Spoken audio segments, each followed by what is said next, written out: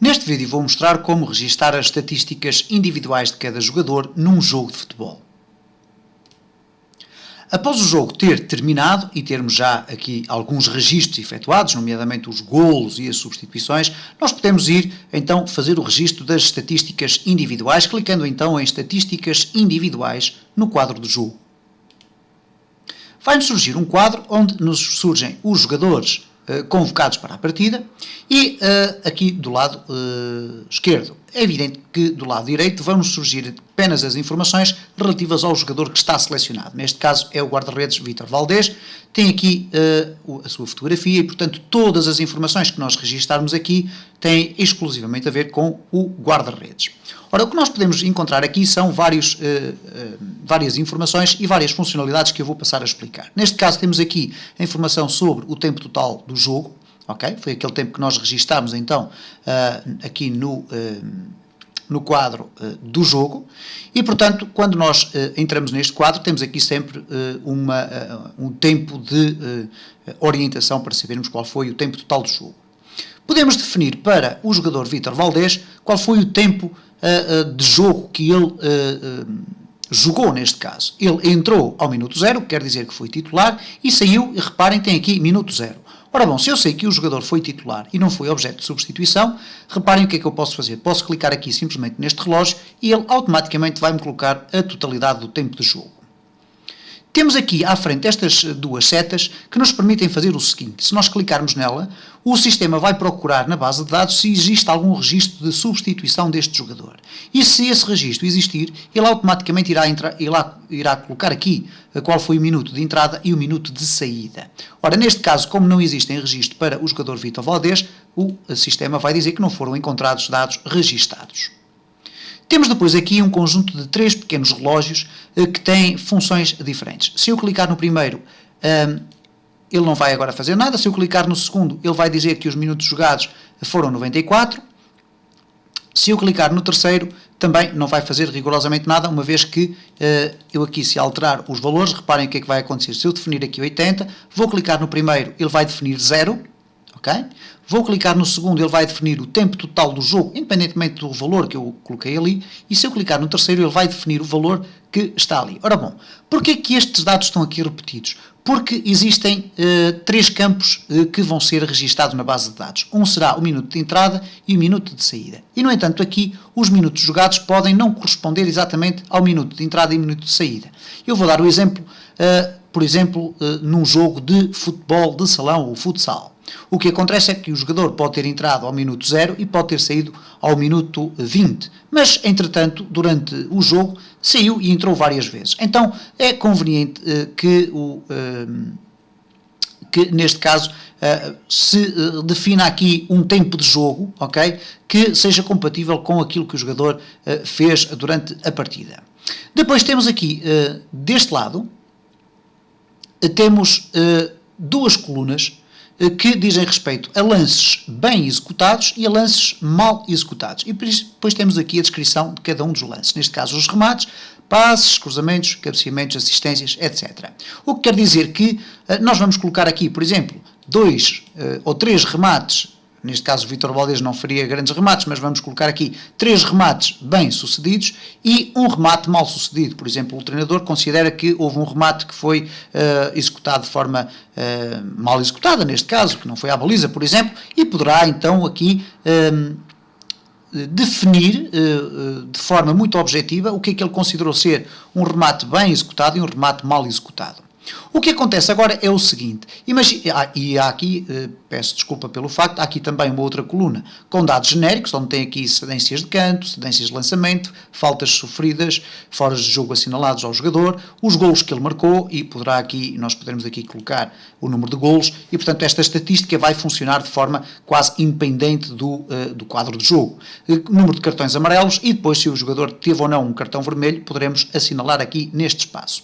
Poderemos também limpar os dados, e neste caso clicamos em limpar, sim, cá está, os dados voltam a 0, e sempre que eu clico num jogador diferente, o que vai acontecer é o seguinte: o sistema prevê que cada jogador, ao alterarmos pelo menos um dos seus dados, nós tenhamos que clicar na tecla gravar para que os dados sejam registados na base de dados.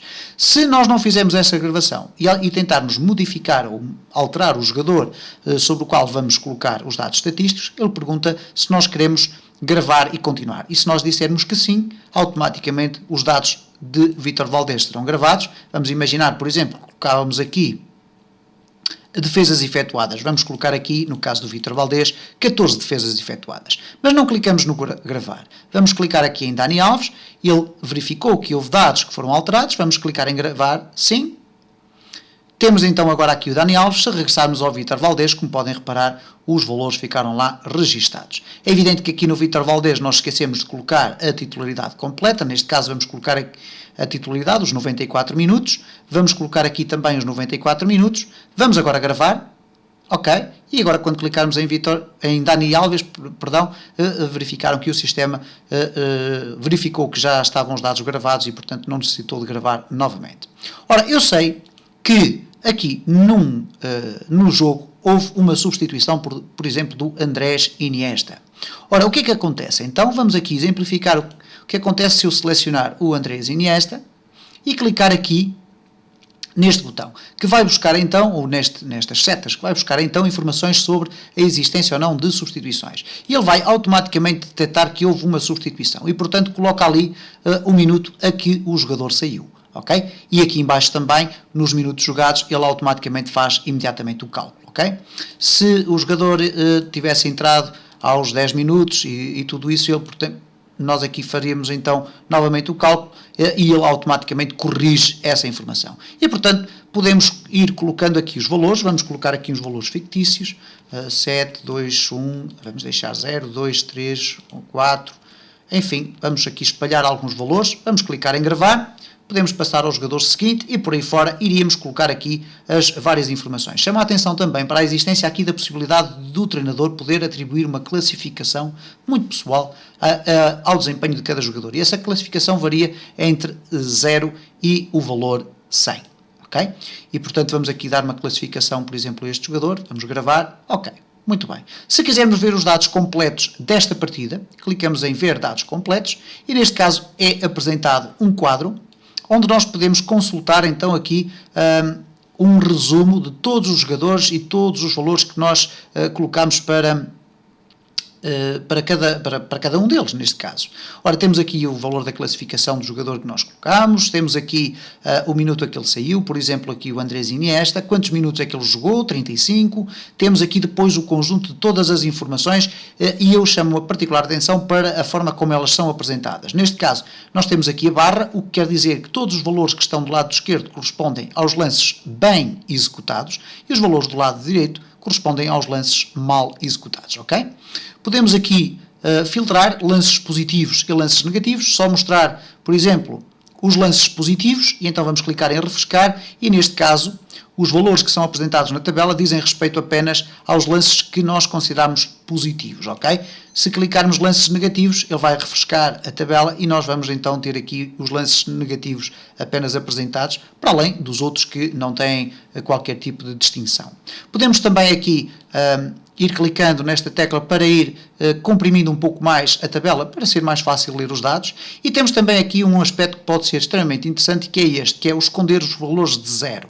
Se eu esconder os valores de zero, terei uma leitura muito mais facilitada dos valores que foram introduzidos, ok? Porque na maior parte dos casos o valor zero poderá surgir com muita frequência, então nós temos aqui a possibilidade de esconder os valores zero, para desta forma termos uma leitura facilitada. Podemos também filtrar as colunas, selecionar quais os dados que queremos ver, e neste caso, por exemplo, colocar nenhum, aceitar, e só conseguimos ver, por exemplo, o dorsal e o nome do jogador. Podemos aqui ampliar a largura da coluna, ou então podemos fazê-lo manualmente também, mas evidentemente que neste caso estamos aqui a trabalhar manualmente e podemos definir da forma que quisermos a largura das colunas. Se eu quiser voltar a ter as colunas com o seu aspecto normal, ou neste caso com a sua presença na totalidade, vamos colocar aqui todos e colocar em aceitar e automaticamente tenho todas as colunas. Ou então, se eu quiser apenas ver, por exemplo, o minutos jogados, eu vou colocar nenhum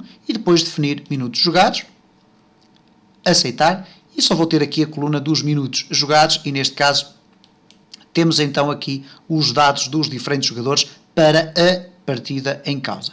E desta forma é assim que nós vamos completando aqui os dados estatísticos de cada jogador, para depois, à medida que formos fazendo este registro, conseguirmos ter, ao fim de algum tempo, um registro estatístico extremamente detalhado que nos permite fazer uma avaliação mais correta do trabalho de cada jogador e tomar decisões relativamente aos dados que conseguimos retirar do programa.